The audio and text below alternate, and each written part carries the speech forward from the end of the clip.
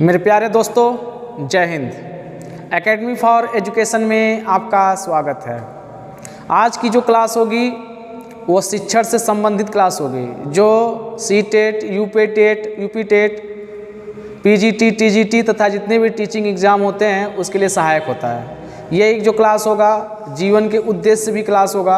अगर ये आप जानते हैं तो अपने बाल बच्चों, अपने आने वाले जो जनरेशन है उसको क्या कर सही तरीके से आगे बढ़ा सकते हैं। तो ये क्लास जो बहुत इम्पोर्टेंट होगी और ये क्लास पेडागॉजी से संबंधित होगा और ये बात करेंगे शिक्षण कौशल क्या है।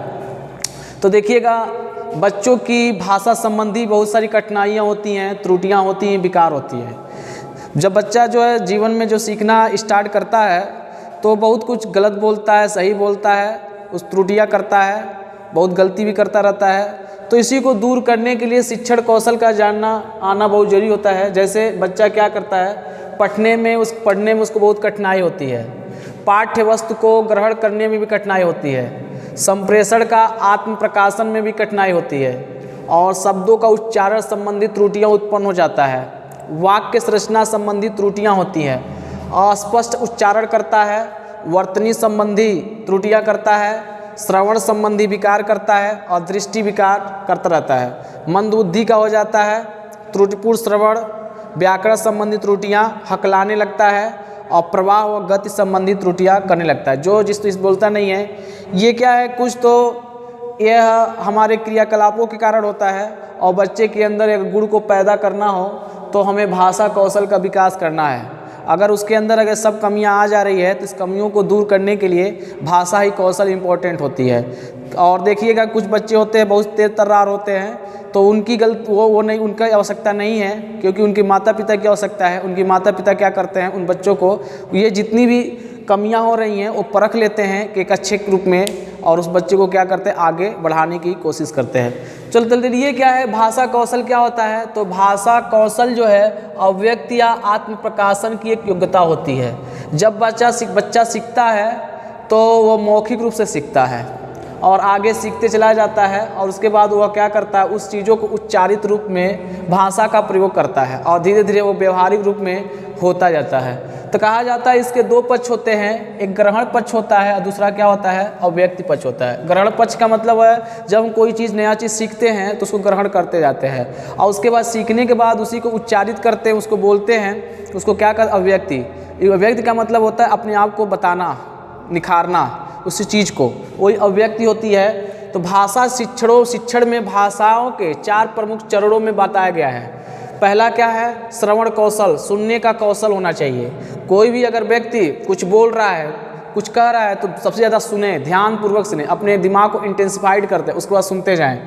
अगला क्या है, वाचन कौशल करना, बोलने की कौशल है, तो सुनने के बाद उसे बोलने की क्या करें, प्रवेश कराएं। पढ़ने का कौशल रखना चाहिए, मतलब लगातार किसी चीज़ को पढ़ते रहना चाहिए। और लिखने का कौशल, लेखन कौशल भी विकसित करना चाहिए।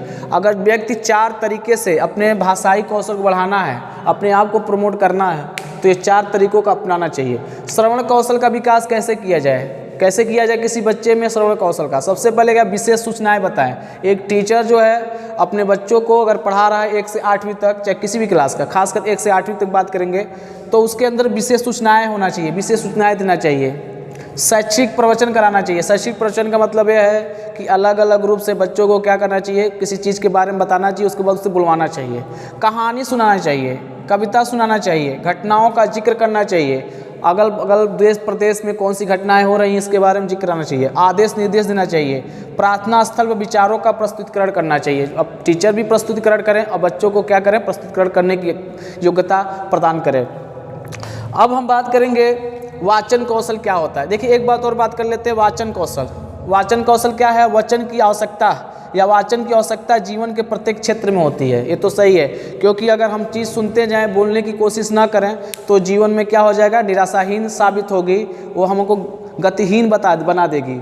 तो वाचन कौशल के विकास में संबंधित महत्वपूर्ण गतिविधियाँ, वाचन के माध्यम से विद्यार्थी आत्म प्रकाशन अभिव्यक्ति में निपुण हो सके, इसीलिए उसको क्या किया जाए, वाचन शक्ति और वाचन कौशल प्रदान किया जाता है। वाचन कौशल भाषाई कौशल होता है, उसको क्या करना चाहिए, भाषण में संलग्न होना चाहिए, परिचर्चा कराना चाहिए, डिबेट, वाद विवाद, कविता पाठ, वार्तालाप, कथा कहानी घटना सुनाना चाहिए और उसे कहना चाहिए कि वो बोले, वो कहे।